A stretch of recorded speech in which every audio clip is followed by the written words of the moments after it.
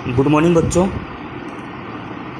अपने अपवर्तन के उदाहरण पढ़ रहे थे। जैसा कि अपने कल पढ़ा था कि कांच के आयताकार पट्टिका से अपवर्तन किस प्रकार से होता है, वो अपने कल के वीडियो में देखा था, अपने पढ़ा था। आज अब अपने आगे चलते हैं कि दो दैनिक जीवन की जो घटनाएं जो आपके सामने आती है वो देखेंगे आज अपने। कि द्रव से भरा कोई पात्र का जो पेंदा होता है वो कुछ ऊपर उठा हुआ दिखाई देता है। क्यों?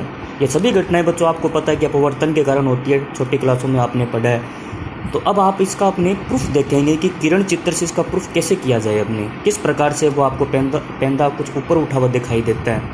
तो इसके लिए क्या करेंगे, अपने सबसे पहले एक पात्र लेंगे अपने द्रव से भरा हुआ। उस द्रव से भरे हुए पात्र में क्या रखी जाइए, कोई एक वस्तु रखी गई है।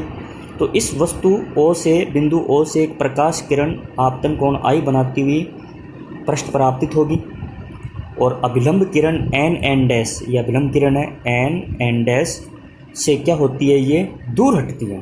दूर कैसे हटेगी? क्यों? आपको पता है कि सघन से विरल में जा रही है, तो जाहिर बात है कि ये अभिलंब से क्या हटेगी, दूर हटेगी और पी क्यू दिशा में आगे की तरफ चली जाती है। अब बिंदु ओ से एक जो प्रकाश किरण है वो पृष्ठ के अभिलंबवत आपतित होने के कारण, ये देखो अभिलंबवत आपतित हो रही है, अभिलंबवत आपतित होने के कारण सीधी निकल जाती है।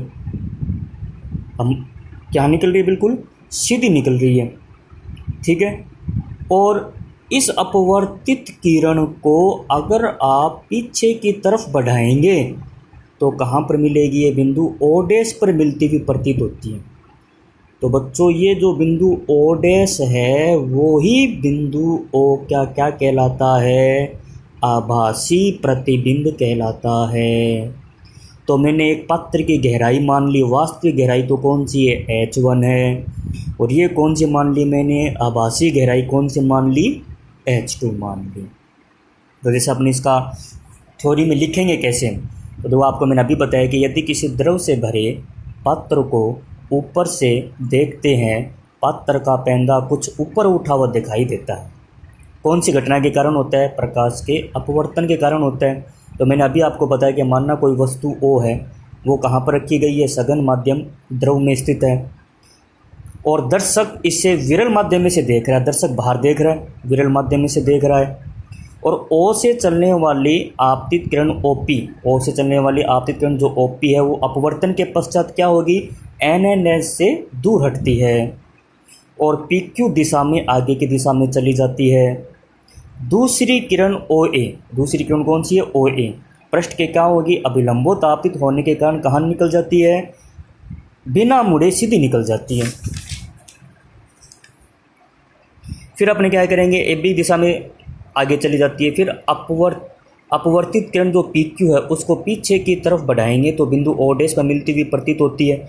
तो मैंने आपको यही तो बताया कि जो बिंदु O डैश है वो ही O का क्या कहलाता है, आभासी प्रतिबिंब होता है।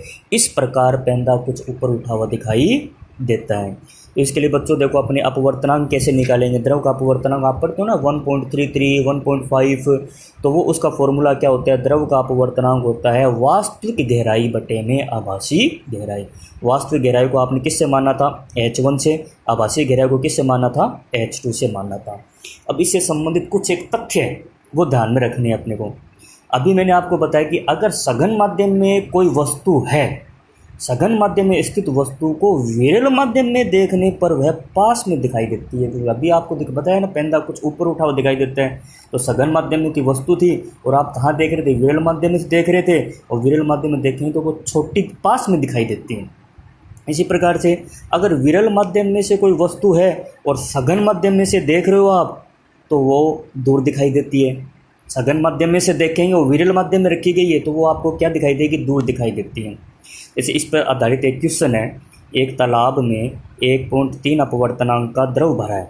इसकी तली में वस्तु की आभासी गहराई कितनी है, 7.7 सेंटीमीटर हो, तो तालाब में द्रव की वास्तविक गहराई क्या होगी। तो उसको कैसे हल करेंगे, म्यू का मान तो दे रखा है 1.3, आभासी गहराई आपके पास कितनी दे रखी है, 7.7, वो H2 मानी थी। आपको क्या पता है, म्यू का मान वास्तविक गहराई बटे में आभासी गहराई, इससे किसकी वैल्यू निकाल लो आप, H1 की। तो H1 बराबर में म्यू H2, म्यू की वैल्यू कितनी है 1.3, H2 की 7.7, इसको हल करेंगे तो कितना आएगा, H1 बराबर 10.01 सेंटीमीटर, जो कि वास्तविक गहराई है। तो बच्चों आज अपने इस टॉपिक के बारे में पढ़ा है। धन्यवाद।